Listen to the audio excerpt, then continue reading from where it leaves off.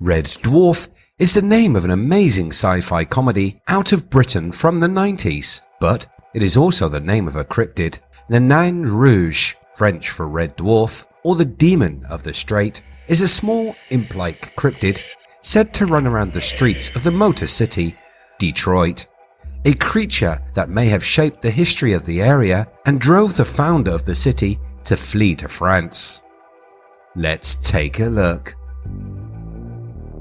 Welcome to IF, videos on history, mystery and the strange. Hit that subscribe button and ring the bell so you never miss a video again.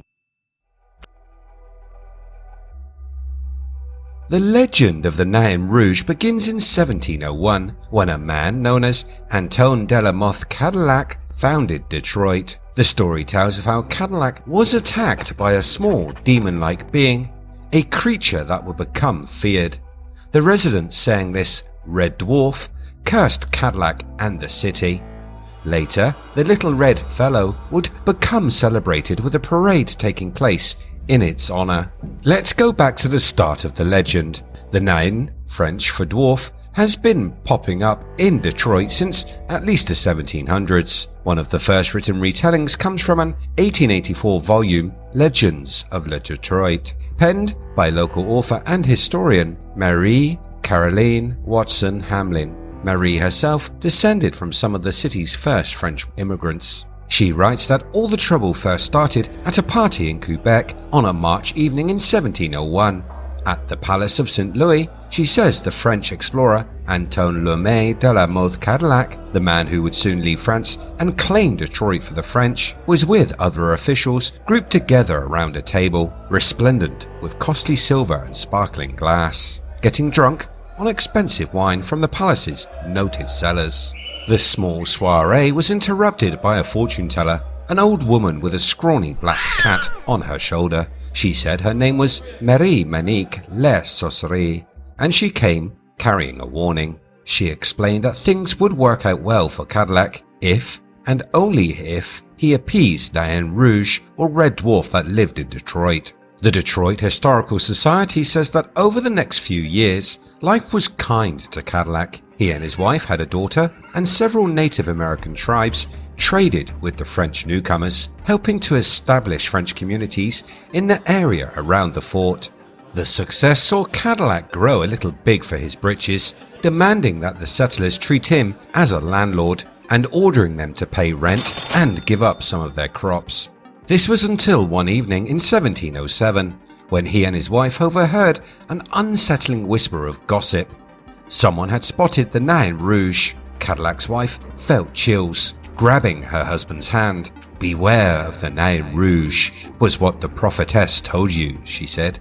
The man's wife recounted the fortune teller's words. When he should come, misfortune was nigh. Cadillac shrugged it off and continued to walk with his wife. They were stopped when the demon scrambled into their path. He was very red in the face, with bright, glistening eyes and razor-sharp teeth. Cadillac was enraged and apparently struck the Nain with his walking cane, demanding, "Get out of my way, you red imp."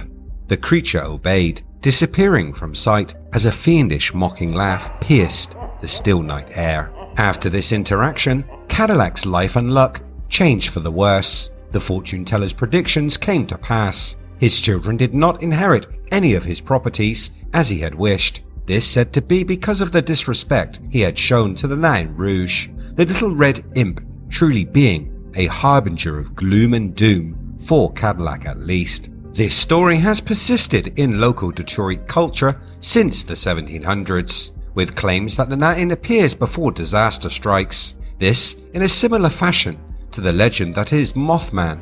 According to local folklore, that Nain showed himself before 1763's Battle of Bloody Run, a fight when around 60 British soldiers were killed in a failed attack against Chief Pontiac. The Nain popped up again before the infamous 1805 fire that nearly destroyed the whole city. The 12th Street riots in 1967 were preceded by a sighting of the Red Imp. Then, in 1976, it was reported that 2 DTE workers saw what they first thought was a child climbing up a utility pole. This before a particularly brutal snowstorm crippled the city. Could this have been the Na'im? So what is and where does this little red leprechaun-like being come from? Well, Detroit's Nain Rouge tales were thought to have begun from the Algonquin creation myths, which say Glooskap, a legendary figure of the Wapanagi people, native peoples located in Vermont, who, after creating the earth and man, continued his work making beings such as fairies and dwarfs. These creatures, that have since passed into fantasy, were the protectors of nature. When European missionaries first arrived, they spread evil tales about the traditional tribal gods and supernatural creatures. They were turned into demons and evil spirits. This was an attempt to remove them from memory and allow the spread of Christianity. Things have come full circle, where once these creatures were purged, now Detroit has a yearly Nain Rouge festival. The tricky little devil has been written about in a number of books, and almost everyone around the Metro Detroit area has heard about him. The Nain Rouge, Red Dwarf, is a reoccurring part of local legends. 3 mentions of the Nain Rouge can be found in the 1896 book Myth and Legends of Our Own Land by Charles M. Skinner. The writer looks at the original tales and, in addition, adds a few new ones to make a spookier read. Skinner does, however, stick to the idea that the Nain Rouge is a character reacting to situations brought about by others and not the creator of the problems people have experienced. It's not only Detroit that has small devilish-like beings. I already mentioned leprechauns, but there are so many other similar creatures and stories found all around the world, from the Estomi, an ancient legendary race of people who had no need to eat or drink, surviving by smelling apples and flowers, to the Zana, an extraordinarily beautiful female creature in Asturian mythology. So, with there being so many small human-like entities, we have to ask, is it possible that such creatures could be real? We know of the hobbit-like human ancestor recently found in Asia. Scientists discovered skeletons of a human species that grew no bigger than the size of an average 3-year-old modern child. This species lived in a world filled with pygmy elephants and giant lizards on the remote island of Flores in Indonesia. The tiny humans had skulls around the size of a grapefruit and lived 18,000 years ago. But even these little guys would be on the larger size of what is imagined. We have to think smaller.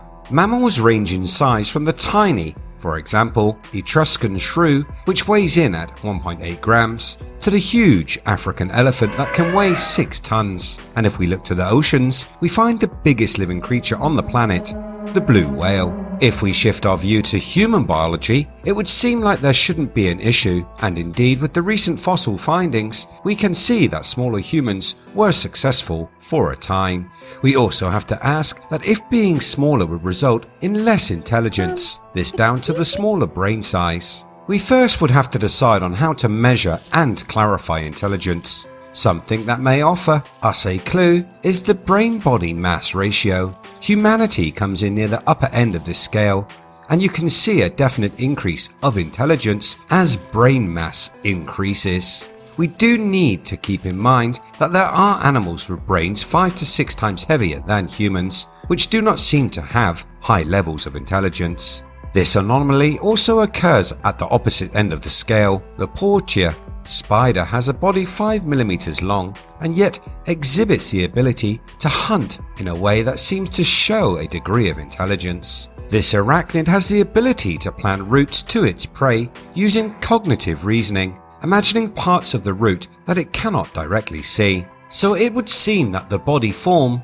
rather than size is what can lead to intelligence. And for this reason, it is not out of the realms of possibility that through convergent evolution, smaller human-like animals may have evolved. These creatures have been seen by people and have the smarts to both avoid us and communicate with people when paths do cross. I can't see any reason why this wouldn't be plausible. What do you think? Could small humanoids be real? What little person legends do you have in your country? Let me know in the comments below. As always, if you like what I do here on the channel, hit that red button, like and share.